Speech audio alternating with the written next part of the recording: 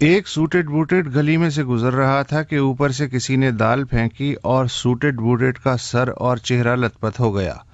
وہ غصے میں پاگل ہو کر چیخا، اوئے کس کتے نے یہ ذلیل حرکت کی ہے؟ مرد کا بچہ ہے تو سامنے آ۔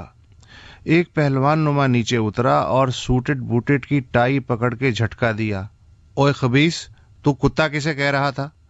سوٹڈ بوٹڈ نے لجلجاتے ہوئے کہا، پہلوان جی دراصل دال اتنی لذیذ تھی کہ میں تھوڑا جذباتی ہو گیا، ذرا سی اور پھینک دیں تو دعائیں دوں گا۔ ایک شیر نے بھینسے کا شکار کیا تو سب جانور حصہ ملنے کی امید میں کچھار کے سامنے جمع ہو گئے۔ شیر نے شکار کے 3 حصے کرتے ہوئے کہا، یہ تو میرا ہے، یہ دوسرا میرے بچوں کا، اور یہ تیسرا تمہارا، جس میں ہمت ہو اٹھا لے۔ ندی کے کنارے ایک بھیڑیے نے بکری کا بچہ دیکھا اور اسے پیٹ میں اتارنے کا جواز سوچنے لگا۔ اس نے بکری کے بچے سے کہا، کمبخت، یہ پانی کیوں گدلا کر رہا ہے؟ میں تجھے بطور سزا کھا جاؤں گا۔ بکری کے بچے نے کہا، حضور آپ اوپر کھڑے ہیں اور پانی آپ کی طرف سے مجھ تک آ رہا ہے، بھلا میں یہ پانی کیسے گدلا کر سکتا ہوں؟ بھیڑیے نے کہا، چلو یہ بتاؤ تم نے پچھلی بارشوں میں مجھے گھورا کیوں تھا؟ بکری کا بچہ کہنے لگا، حضور پچھلی بارشوں کے وقت تو میں پیدا ہی نہیں ہوا تھا۔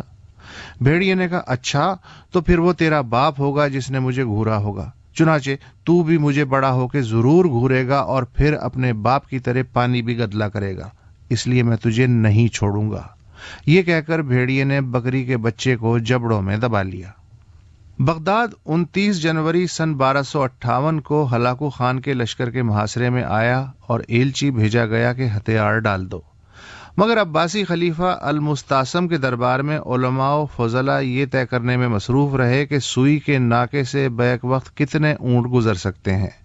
دوران محاصرہ ایک شام ایک منگول سپاہی ٹہلتے ٹہلتے کچھ دور نکل آیا اور اس نے چند بغدادیوں کو دیکھا جنہوں نے منگولوں کی دہشت کے قصے بہت دنوں سے سن رکھے تھے۔ چنانچہ وہ اس منگول سپاہی کو دیکھتے ہی منجمد ہو گئے۔ منگول نے سب کو رسے سے باندھا اور سر جھکانے کا حکم دیا۔ پھر اس نے ایک طرف سے سر قلم کرنے شروع کیے۔ تلوار شاید پرانی تھی، چوتھے آدمی کا سر کاٹتے ہوئے کند ہو گئی۔ منگول نے باقی بغدادیوں سے کہا، خبردار کوئی اپنی جگہ سے نہ ہلے، میں دوسری تلوار لاتا ہوں۔ کچھ دیر بعد منگول سپاہی نئی تلوار لے کر آیا تو وہ بغدادی اسی جگہ ساکت بیٹھے تھے۔ محاصرے کے 13ویں روز منگول افواج دارالحکومت میں داخل ہوئیں۔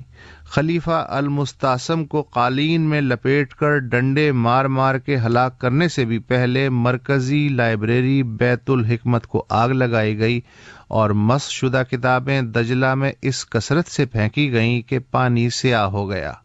پھر دہشت زدہ انسانوں کی فصل کٹنی شروع ہوئی۔ مغل بادشاہ محمد شاہ نے نادر شاہ درانی کے اس مطالبے کو سنجیدگی سے نہیں لیا کہ نادر شاہ کے جن افغان مخالفین نے ہندوستان میں پناہ لی ہے انہیں واپس کیا جائے۔ چنانچہ نادر شاہ نے گھوڑے پر زین کس لی۔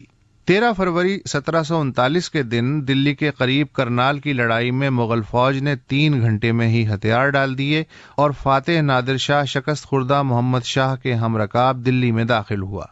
کچھ نادر شاہی سپاہی کچھ مقامی دکانداروں سے جھگڑے میں مارے گئے، چنانچہ 30,000 اہل دلی غضبناک نادر شاہی تلواروں کا شکار ہو گئے۔ بعد ازاں نادر شاہ نے محمد شاہ کو اپنا پگڑی بدل بھائی بنایا کیونکہ محمد شاہ کی پگڑی میں کوہ نور ہیرا چھپا تھا، اور پھر نادر شاہ محمد شاہ کو باج گزار بادشاہ میں تبدیل کر کے ایران کوچ کر گیا۔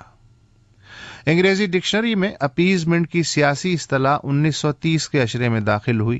اپیزمنٹ کا مطلب ہے جنگ ٹالنے کے لیے مد مقابل کو اس خیال سے غیر مشروط سیاسی و مادی رعایتیں دینا کہ ان رعایتوں کے بعد مد مقابل اپنی جنگجویانہ خو کو لگام دے دے گا۔ اس پالیسی کے تحت پہلی عالمی جنگ سے تھک کے چور ہو جانے والے برطانیہ اور فرانس نے ہٹلر اور مسولینی کی جنگی تیاریوں اور جارحیت سے اس امید پہ صرف نظر کیا کہ ان کی توجہ برطانیہ اور فرانس کی طرف نہیں جائے گی۔ فرانس اور برطانیہ نے چیکوسلواکیہ پر دباؤ ڈال کے اسے اپنا ایک بڑا علاقہ ہٹلر کو پیش کرنے پہ مجبور کر دیا تاکہ ہٹلر کی علاقائی بھوک مٹ سکے، اور یہ کار خیر برطانوی وزیر اعظم چیمبرلین اور فرانسیسی وزیر اعظم ایدواردو دلادیئر نے میونخ جا کے ہٹلر اور مسولینی سے ملاقات میں کیا اور پھر چیکوسلواکیہ کی لاش پہ کیے گئے اس سمجھوتے کو یورپ میں امن کی کنجی کہا گیا۔ ٹھیک 1 سال بعد ہٹلر نے پہلے پولینڈ، پھر بیلجیم اور پھر فرانس پہ قبضہ کیا اور پھر برطانیہ کو ہڑپ کرنے کے لیے لگاتار بمباری شروع کر دی۔ اگر آپ سوچ رہے ہیں کہ کیا اناپ شناپ ہانکے جا رہا ہوں تو آپ بالکل درست سوچ رہے ہیں۔ بات یہ ہے کہ میں طالبان اور حکومت کے مذاکرات کا تجزیہ کرنے بیٹھا تھا کہ اچانک ترتیب وار خیالات منتشر ہو کے اس کھچڑے میں تبدیل ہو گئے جو آپ نے ابھی ملاحظہ کیا۔